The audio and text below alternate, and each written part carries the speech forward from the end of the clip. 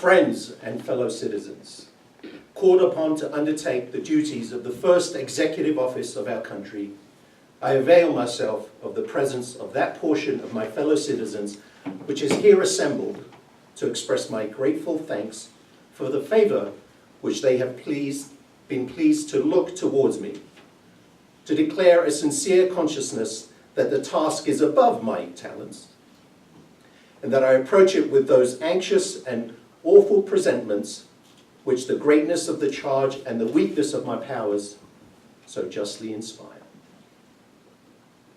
A rising nation spread over a wide and fruitful land, traversing all the seas with the rich production of their industry, engaged in commerce with nations who feel power and forget right, advancing rapidly to destinies beyond the reach of mortal eye. When I contemplate these transcendent objects, I see the honor, the happiness, and the hopes of the beloved country committed to issue and the auspices of this day. I shrink from the contemplation and humble myself before the magnitude of the undertaking. Utterly, indeed, should I despair, did not the presence of many whom I here see remind me that in the other high authorities provided by our Constitution, I shall find resources of wisdom, of virtue, and of zeal on which to rely under all difficulties.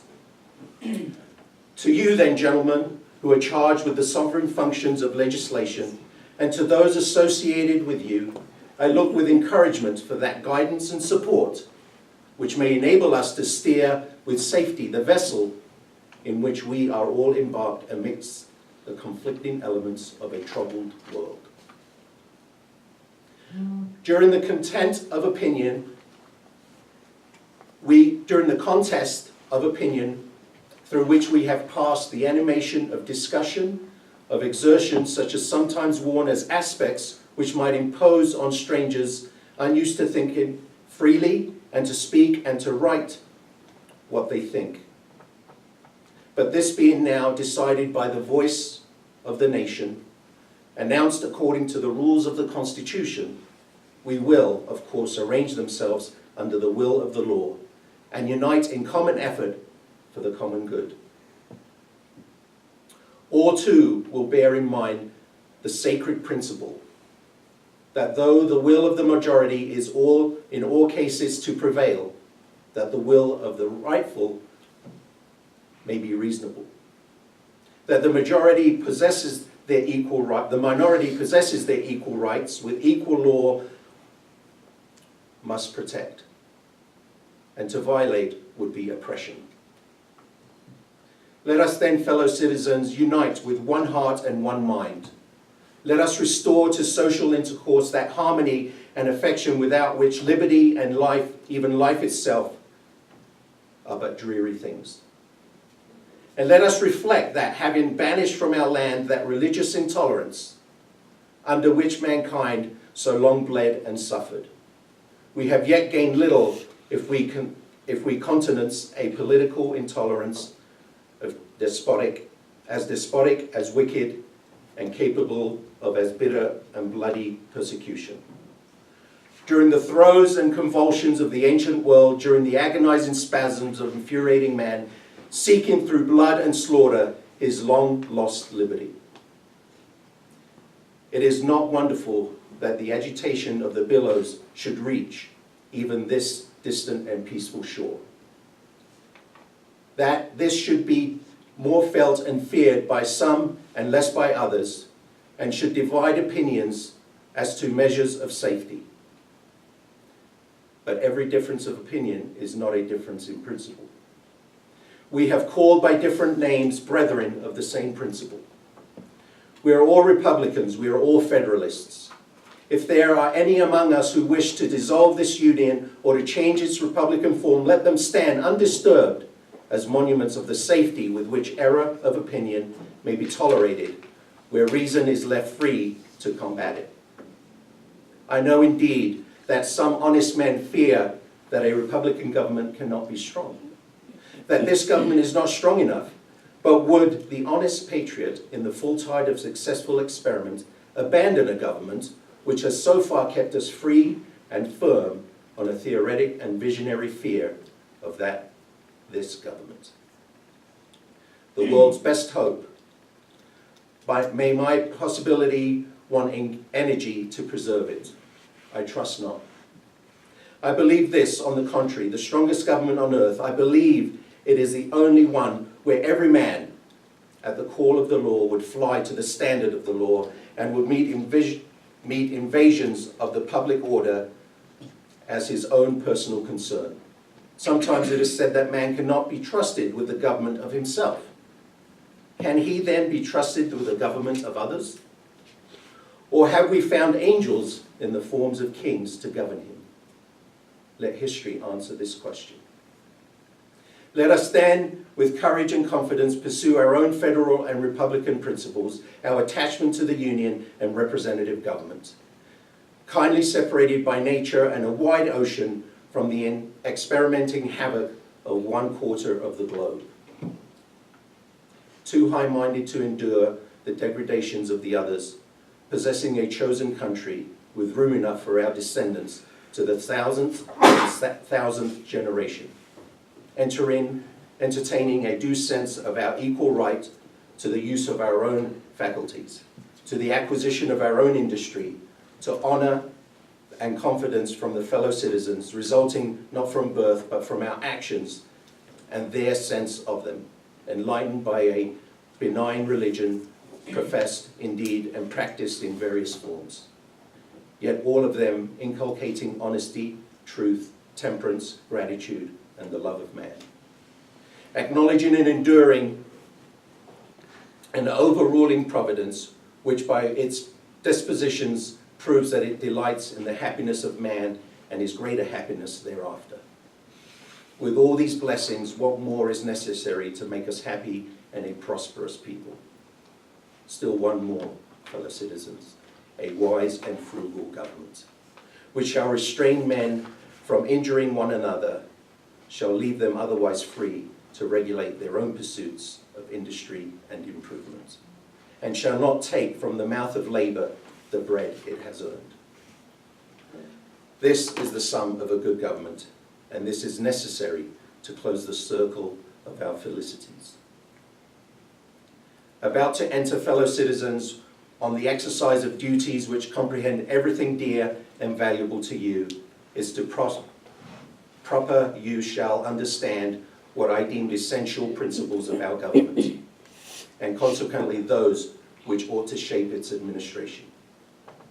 I will compress them within the narrowest compass they will bear, stating the general principle, but not all its limitations. Equal and exact justice to all men, to whatever state or persuasion, religion or political. Peace, commerce, and honest friendship with all nations, entangled alliances with none. The support of the state governments in all their domestic concerns, and the surest bulwark against anti-republican tendencies.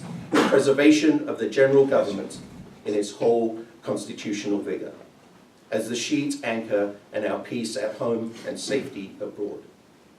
A jealous care of the right of election by the people, a mild and safe corrective of abuses which are looped by the sword of revolution, where peaceable remedies are unprovided. Absolute acquiescence in the decisions of the majority. The vital principle of republics, from which no appeal but to force, the vital principle and immediate parent of despotism. A well-disciplined militia, our best reliance in peace, and for the first movements of war till regulars may relieve them. The supremacy of the civil over the military authority. Economy in the public expense, that labor may be lightly burthened. The honest payment of our debts and sacred preservations of public health. Encouragement of agriculture and of commerce as its handmaid. The diffusion of information and arrangement of all abuses at the bar of the public reason. Freedom of religion. Freedom of the press. and freedom of person under protection of habeas corpus, and trial by juries impartially selected. These principles form the bright constellation which has gone before us and guided our steps through an age of revolution and reformation. The wisdom of our sages and blood of our heroes has been devoted to their attainment. They should be the creed of our political faith, the text of civic instruction, the touchstone by which we try the services of those we trust. And should we wander from them in moments of error of alarm, let us hasten to retrace our steps and to regain the road which alone led to peace, liberty, and safety. I repair then, fellow citizens, to the post you have assigned me to.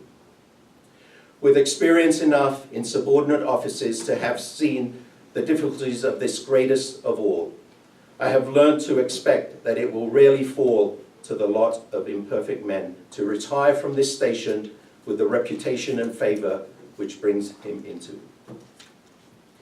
Without pretension to that high confidence you repose in our first and greatest revolutionary character, those preeminent services you entitled him to the first place in this country's love,